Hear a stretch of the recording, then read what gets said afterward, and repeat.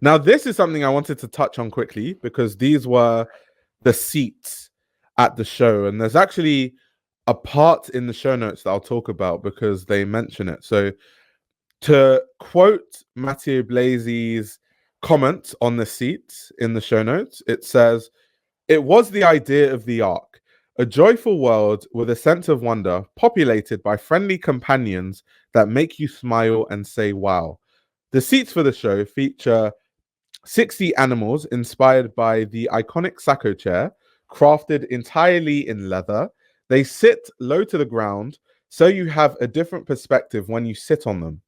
They are both joyful and comfortable. I hope this sense of wonder continues every time people come across them, whether at home or elsewhere." Then to continue what they've said in the show notes, it says, "Commissioned by Matteo Blazy for Bottega Veneta, the Arc is a limited edition lounge chair collection inspired by the Zanotta Sacco. The Sacco was designed in 1986 by Piero Gatti, Cesare, Paolini, and Franco Teodoro. It shares the same softness, anti-formalism, malleability, and fluidity that characterized Bottega Veneta's early bags. In his lively take on Zanotta's design classic, Blazy's interpretation of the Sacco utilizes the chair's malleability, metamorphosizing its shape into playful animal forms. Each iteration is of childlike creativity, representing wonder and boundless imagination, what Blazy refers to as the power of wow. 15 animals are featured in a variety of colorways: dog, panda, rabbit, ladybug, snake, bird, chicken, dinosaur, otter, elephant, cat, fox, bear, horse, and whale. Sold over 6 months in small numbers, the first limited quantities of the Arc will be available on the Bottega Veneta website the day after the show. So why I wanted to touch upon that is so many people were, talking about the seats. A lot of journalists were taking pictures of the seats. They were making the rounds on social media, which was really interesting. But I wanted to touch on kind of what their idea was behind it, because there was a lot of talk about it, but no one actually spoke about the actual inspiration of the seats, which is so clearly stated in the show notes. So that was just me riffing off the show notes and telling you why they did the seats. And it also, to me at least, my interpretation of it was there is a childlike nature in the way the seats look, because those remind me of beanbags. When I was a kid and I used to just sit on beanbags. Funny enough, the last time I actually sat on a beanbag was when I was a kid. I can't sit on seats that low. I feel like that would give me knee pain trying to stand up and sit down. So, yeah, Amira says lots of words to describe a beanbag.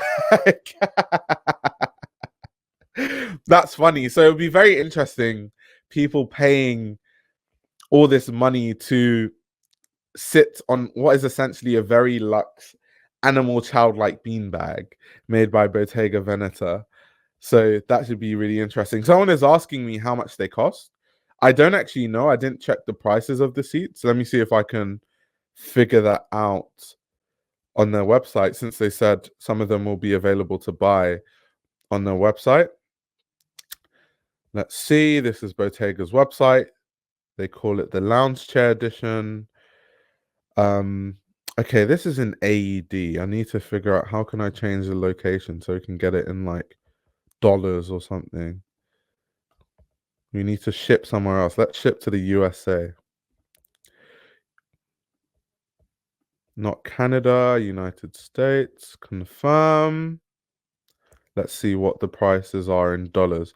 Wow, so the small lady bag seat is $7,500. You have the horse one, 10K. The bunny is 10K. The elephant is 10K. Yeah, most of them are 7.5 to about 10K. That's a lot of money for a beanbag, to be fair. That's a lot of money for a beanbag. No word of a lie. But if you're just rich like that and you don't want a normal beanbag, every single thing in your house has to be some form of a luxury thing, then fair enough. Leo says that elephant one is kind of cool, even the whale. Yeah, a really expensive beanbag. And yeah, it's crazy that some of them have already sold out. That's the power of Bottega. It's totally the Bottega effect. Like the chicken is sold out, the bunny in blue is sold out, the brown horse is sold out. Oh my god. Black bunny is sold out. What else is sold out? The cream bunny. A lot of stuff is sold out. People really have money. They did say in the show notes that there are limited quantities, to be honest. That being said, 10K on a beanbag, fair enough. Fair enough. The Last Dragon, so everyone reckons that they just had not many in stock, and that tends to be the case rather than them just, selling loads. I want a life where I can spend 10K on a beanbag. I'm with you there. I'm totally, by the time, if you're in a financial position to spend 10K on a beanbag, you must be living a different kind of lifestyle. Your lifestyle must look very, very different to what us mere mortals are used to and are privy to. Someone said instant grail. It is smart marketing, though. I totally agree with what some of you are saying. You can see that they are already pushing the fragrances. On the top here, it says, discover our new fragrance collection. We'll actually look into that later. That's something they've been pushing with their new fragrance line. I also have stuff to say about that. Yeah, even on the homepage, they've got a fragrance section. Let's look at women's new arrivals, winter 24. Have an idea of what the prices are like. Visco's top, 2.6K. That's about right for Bottega. Loafers, £800. Oh my god. I can't even look at the ready-to-wear without them pushing the fragrance line. They really, they really want this fragrance line to do the numbers. I scrolled for a few seconds on the ready-to-wear page on the new women's wear collection, and they're like, here you go. Let's tell you about our fragrance line, as if we didn't tell you about that 2 times already on the homepage. Fair enough. The large Andiamo, about 5.7K in pounds. That color is really nice, I must say. That's such a nice color. I think Micah has an Andiamo actually, but I think his is in, no, not that color. His is more like a green. But yeah, he has one. They're really cool. They're nice bags. Zero ENG says Loewe has way more original ideas. I think it depends. A lot of these sites are becoming so homogenous, and I could go on a rant about e-commerce, but as long as it serves the purpose, I guess. Yeah, I mean, there could be a lot to be said about e-commerce being more interesting from these brands, like brands trying to make their e-commerce pages way more interesting than they already are, because it does tend to be the case, because in these streams we look at their websites all the time, and it is very much just like plain white thing. But I guess it kind of has to be that way, because if too much is going on, it kind of, you can't focus on the actual product. And right here, they're really just trying to show you the product. That's the whole point of it. So I don't know. I think it depends on the brand. And going back to Bottega is more like a serious kind of brand.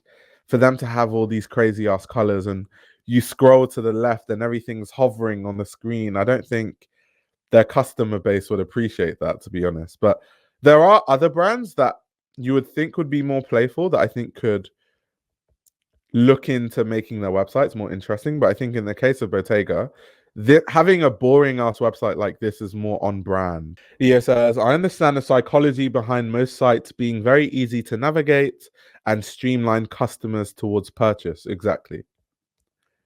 Marcos says, I like the simple websites.